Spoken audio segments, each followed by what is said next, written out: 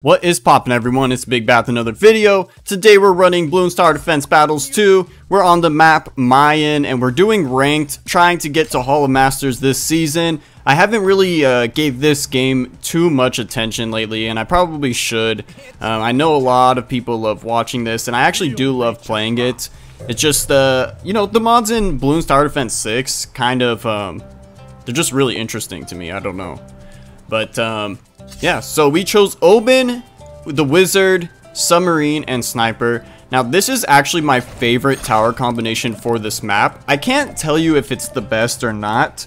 One thing about this channel you might notice, especially by the way I play battles, and even Bloons Tower Defense 6 sometimes, is I actually don't really watch other Bloons YouTubers.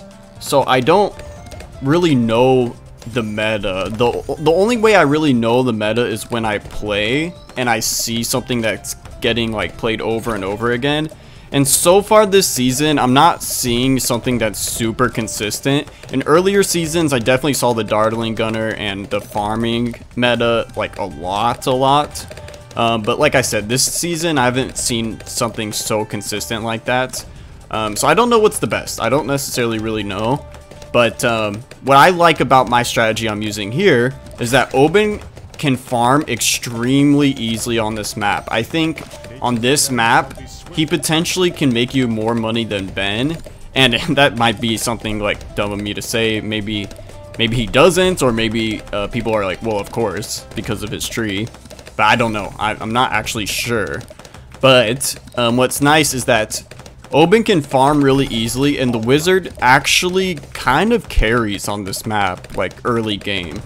The Wall of Fire, since it's an intersection, you want to place it at the corner of the intersection, have the Wall of Fire hit it so that it hits balloons on the way forward and on the way back. So that's really helpful. That's why I like the Wizard. So I use Obyn for the farming for pretty much the same reason as the Wizard. There's the intersection, and then the Wizard to pretty much carry early game. Now, I get the subs because there is enough water and it's placed in such a way that the subs will protect from the purple balloon or the zebra balloon rush. And that's what I really like, because that round is usually a pretty threatening round. You always want to be prepared for a rush like that. But also because we use snipers. And right there, I actually didn't get the first blood. I kind of messed up. I could have just placed the thorns down, and I did it kind of wrong. But I also like using the sniper on this map because, not because of this map specifically, but sniper is probably my favorite tower in this game. My favorite tower combination is sniper and subs.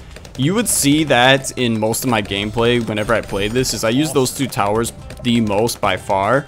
And the subs help out because the plutonium reactor actually lowers their cooldown, so your farming becomes easier and better with the snipers. And that's the main reason I like them, is the alternate farming while also defending you, because the snipers for the most part are good at beating pretty much anything except BADs, and that's what I really like. And now the subs are also really good in defeating any Moab class balloon in general, because they have that full map range, and they the missiles do a lot of damage and whatnot, so it's pretty good.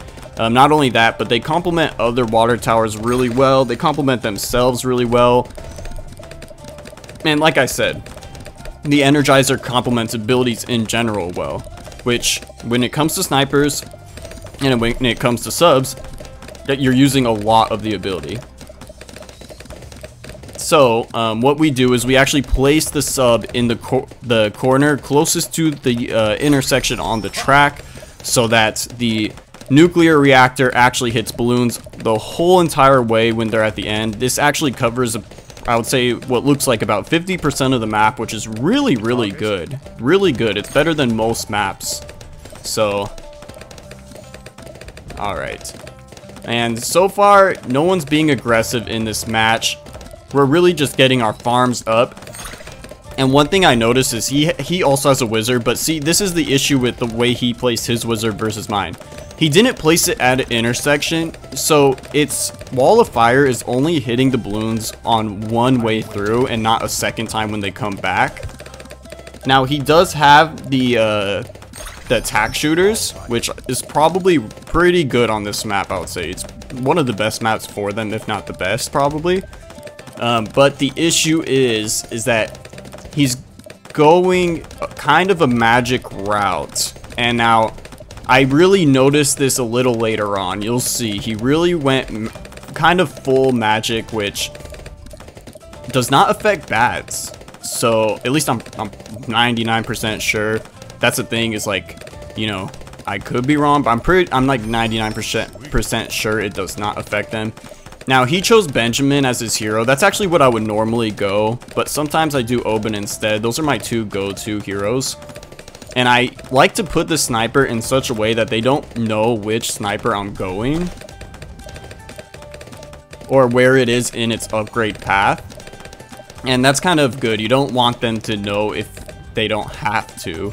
Now the thing is it's a little obvious. You could tell by his eyes right there, but anything to kind of throw them off is good. This game is really about a lot of micromanaging, and sometimes when you have, like, when you and the opponent have really good strategies, it comes down to a matter of who eco-farmed the most efficiently, who did these tiny little things, who baited out certain things and whatnot. That's kind of what I've noticed. So, yeah, so far, I have kind of weak defense for the most part. I don't know if this guy knows it, but if he actually sent out regrow ceramics, I'd probably be in a bit of trouble. But the issue is that they're not, like, cost effective. Like, he would have to spend a lot, and he wouldn't have known, but I did have enough cash saved up to where my sniper probably would have been able to guard them, or I could have placed the second sniper down and pretty much beat them. But from here, we actually got the farming sniper started up, and we're kind of going off. So far, our eco farming is pretty decent, especially with the sniper. Like, we're about to get it up by a lot. And lately, people have been a lot better at being able to defend against DDTs. And so the games have been going a little longer than earlier seasons, I've noticed. And so I like to kind of full commit to sniper farming a lot of times. And as you can tell, he went the sniper monkey, which, and also the fire attack shooter. So that's where I kind of think he messed up, because all three of his towers, except for one spike shooter, but if he upgrades that to fire, then it's the same thing, they're all magic. So he's really weak against, like, purple balloons. And I noticed that, so I was thinking, okay, well, most likely I'm gonna have to send BADs against him. And so since we're going that late in the game, it's probably a good idea to just farm as much as possible with snipers. And the good thing about snipers is they actually do carry pretty much the entire game, except for against BADs. The only thing I could see them having trouble with is, like, an extreme DDT rush, if it's like a lot of them. But even like quite a few DDTs, they actually take out really well, because you can just go the top pass sniper and stall them to the point where your other towers will destroy them. And if you have enough snipers, then even the snipers themselves might destroy them. Or maybe like the ZOMG rush that got added like fairly recently. That one would probably beat the snipers, kinda. I'm not sure because I haven't seen it yet, but I'm kind of thinking that would probably beat them. But those things are expensive. A lot of DDTs and a lot of ZOMGs are very expensive. And by that point, we might be able to send out a bunch of BADs, or even a DDT rush of our own. But in this case, I would say BADs are probably the move. So yeah, we got the trees up with Obyn, which is giving us a second farming method, which is really nice. And in general, our alternate farming is going pretty well. Okay, and so we have 5 farming snipers up. And so from here, it's probably better, instead of adding a 6th farming sniper, you would probably want to just add or upgrade one of them to a tier 5, because it also lowers the cooldown of their abilities, gives that one 2.5 times the amount of money it gets. Makes your sniper stronger. I think it's just a better move in general, so we saved up to do that. Now, one thing I messed up on, I always forget, is I just upgraded one that I just used its ability. What you want to do is you want to upgrade the one whose ability is on the lowest cooldown, because then you get the 5,000 crate immediately rather than having to wait, which now I have to wait. So that's kind of an issue, but luckily we're on a lower round, so the micromanaging type of stuff isn't as important. So, and he's, as you could tell, he's really going magic. He went the plasma upgrade, he went another wizard, he has 2 fire attack shooters, as like the what's it called, the necromancer. He put down another sniper, or not sniper, a super monkey.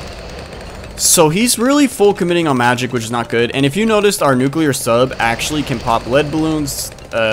That's possibly not as important later on, but early on it definitely is. And so I was thinking, okay, our defenses are kind of weak. What I want to do is start adding in some subs. Now, the issue with this map is maybe against better players, this might come into play where there's not a lot of room for the subs, and so maybe they're not too great.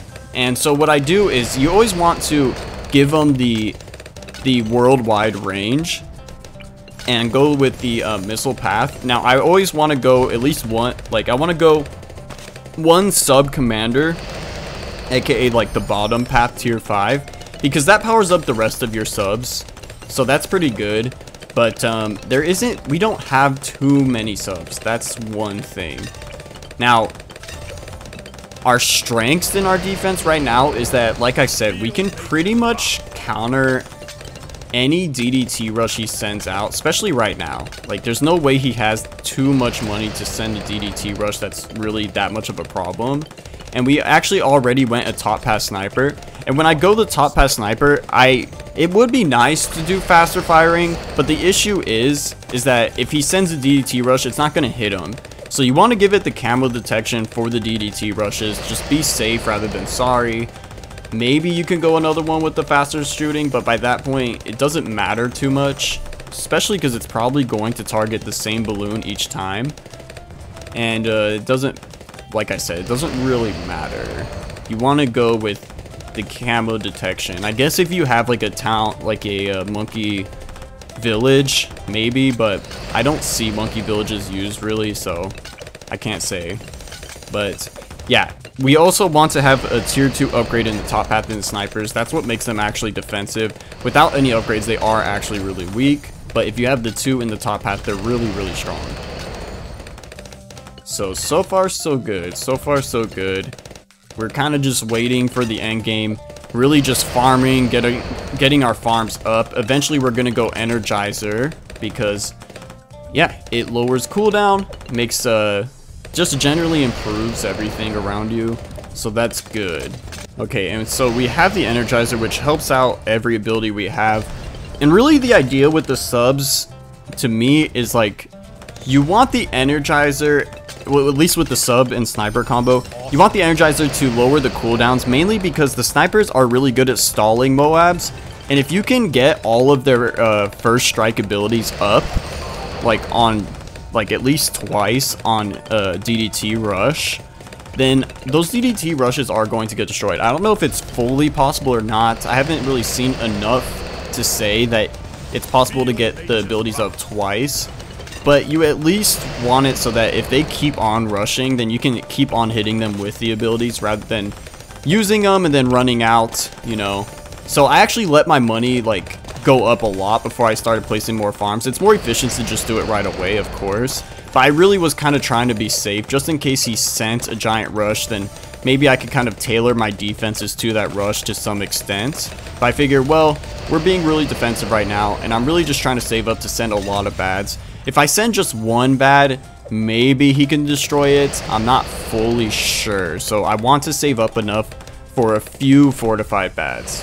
Okay, and then what's nice about the middle path tier 5 sub also is that it's really good against multiple Moab class balloon rushes because it shoots out a missile for every Moab class balloon that comes out. It hits them automatically, so it's pretty much like giving them a nerf to begin with. So that's really good. And we go the sub commander to add to our general defense, but also improve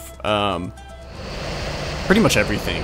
Like everything becomes well, not everything, but the subs. The subs become a lot stronger with that. Now the issue is that the way I placed it, I can only have 4, so that is actually pretty weak. And I noticed that, so I'm like, well, we should probably start saving up for a rush now, because he can call my bluff, and if he sends out BADs first, then the only thing we can do to beat him is to do a DDT rush, which I actually think he could actually counter and destroy. So it's really up to whoever calls the other person's bluff first. Whoever sends the BADs first here probably wins. DDTs are weak against both of us at the moment. And since we have so many airstrike abilities, or like the supply drops, I mean, since we have so many supply drops, our actual eco is a few thousand more than what it's showing on the screen. We're actually getting like, it's closer to like probably like 6,000. I can't do the math in my head right now, but it's probably like 6,000 or 7,000 rather than 2,000. Plus it gives you really strong defense, so that's what's really nice about it. But right now we're actually saving up to send a bunch of BADs. I was thinking maybe there's something to his strategy here that I'm not seeing. It looks like a lot of magic. It looks like the BADs can get past, but maybe there's something I'm not understanding. So I wanted to save up a bunch of BADs. So that's what we end up doing. We have 1,300 or 133,000, my bad. Cash. We're very close to 150,000, which will give us at least 5 fortified BADs to send out. So I was actually thinking, okay, once we're in that range, we're probably good. And what you want to do is when you send out the BAD, you want to use the balloon rush immediately and then use it immediately again. Like use it as much as you can. So he gets hit with the BADs that we send out, and we hit him with the balloon rush. As I said, we're just spacing out the BADs a little bit. He sends a DDT rush. It's completely weak. As you guys just noticed, it got destroyed like it was nothing. His issue is that maybe he could have saved up. Maybe he could have saved up more. Waited till the BADs were closer to the end. Maybe once they're like 75% of the way. Then maybe he could have sent a really large DDT rush that were fortified. Maybe he should have sold some towers or something, but not enough to the point where DDTs would also beat him, because even, let's say we're both not good against DDTs, I still win that battle because I'm stalling them, whereas he's not. But yeah, he actually sent out a DDT rush that was too weak, probably destroyed his eco, probably got rid of his savings. So from here, it was pretty much a matter of time before he lost. There was nothing he can do from this point. That's where he messed up, actually. He should, like I said, he should have saved up, maybe sold a few towers, sent a much larger DDT rush. But that's the best of a bad situation. I don't know if that would have beat me or not. And if it did, I actually have enough money to where I could have probably upgraded something in that time in order to destroy him. We'd even have to use our tower boost, in fact. But he knows he lost, and so right at the last second, he decides to surrender rather than get hit with the BAD. And so we took the dub. Hopefully our grind continues. Right now I'm actually almost done with the lead dungeon. I played a couple games after this, won a few more, and we are one away from getting out of lead dungeon. So wish me luck this season. I think we'll get to Hall of Masters this season. We'll see. But if you like the battles videos, give it a like, and until next time, I'll catch you later. Bye.